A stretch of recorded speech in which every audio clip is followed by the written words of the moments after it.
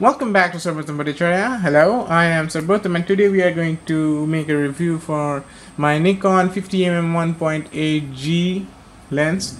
So here's the lens. So I'm not having the box of the lens because I misplaced it somewhere else. So the box is not here. So let me just give you a basic description of the box. You get the various specifications of the lens, about it, information about it, a user manual, warranty card. It's a golden color box with NIKON, and you also get 2 years warranty on it. And you get a lens hood along with it and this carry pouch. So the lens hood is separate somewhere else. So here's the lens. I really like this lens because this is something which is, the best. I consider it to be the best because 50mm is what our eyes see. So whenever we shoot something or take a picture, what we get to capture, whatever we record, whatever it is, it looks really great because it suits perfect to our eyes. This is the 50mm lens. As here at the top you can see Nikon AFS Nikon 50mm 1.8G. So there are two types, 1.8G and 1.8D. G is the one which supports manual and autofocus and on all DSLRs, and for the 1.8D, it doesn't support autofocus on the D5300, all these series, the D5300. It may support on the D7200, but it doesn't support on the beginner level cameras. So it's better to buy this one. Though I don't really use autofocus much, but I mostly use manual focus. So at here we get a shifting dial. Over here it said manual and auto. It means that you change it to some focus and you again press the shutter release button. It will focus according to itself. And when you switch it to manual, as you can see, I've already kept switched to manual. As you can see, this white dot indicates that it's on manual mode. Now leaves it on manual, so you can focus it. This is the ring. You rotate this ring in whichever direction you want, and it focuses appropriately. So over here you can see this is infinity and this is the distance to which it can focus. This is the lens cap which we get along with it. So here's the lens. If you see properly, this thing, as I rotate it, it goes in and comes out, and this, what we can see inside, are the aperture blades. So if I open it from here, I hope you can see the aperture is really big, and by just moving this thing, I can control the blade. See properly. So as the aperture is bigger, this lens also is really good for low light, because what happens is that when we are shooting in low light, grains may appear, and because for other lenses, like I have another lens, the 18 to 140mm lens, what happens for that is that in low light grains appear because its aperture can open only to a maximum of 3.5, and this can go till 1.8. so grains, you don't even need to think about it. And what happens is that when we are using a 3.5 aperture, we increase the ISO introduces noise. So this lens is very good for low light, and for bokeh effect I'll say that it is the best, though you have to take the picture of your subject from quite a distance. So let's now fit it with the camera and see how it looks.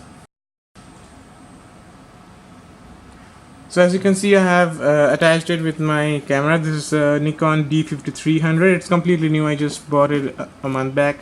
So it looks really good with this camera. As the lens is not much heavy, so it won't become much problematic to carry it, because the 18-140mm lens compared to this 50mm lens is much heavier.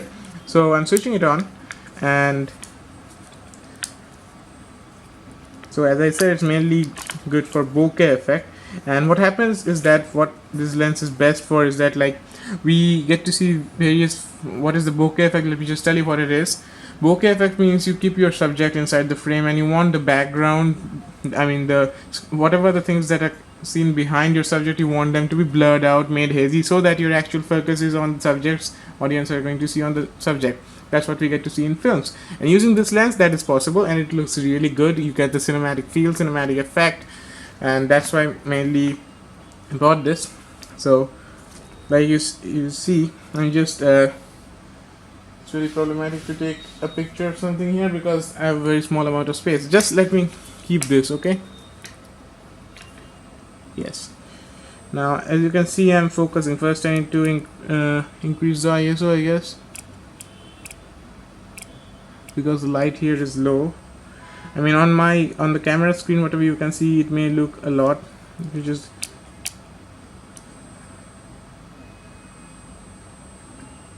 As the distance is too close, it's not focusing. We'll bring it a little far and see if it does. There you go. See, it focuses still a little better than it's supposed to. Let me just bring the camera a little far, okay? Now you're gonna see it better. Yes.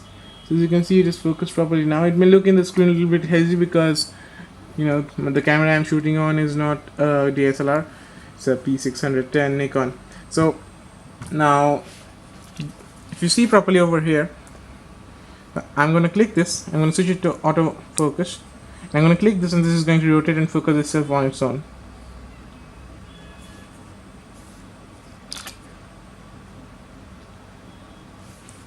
Just a second. Selected manual focus, so now it will. You see that? So it's rotating, and if I bring it close, like if I'm keeping my finger here, it's focused. If I keep it here, it won't focus because it's too close. If I keep my camera down here and I'm holding this over here, as you can see it in the screen, it won't focus. You can see infinite shine on this. And again, as I removed it, focus. So autofocus works really good on this, so does manual focus. Now, so we have reviewed this lens. I mean, it is, like I said, it's just a few days I've been using this. So let's take a look at few photos which have been captured using this lens at various conditions and various other settings of ISO, aperture, I mean the exposure triangles. So let's take a look at them, shall we?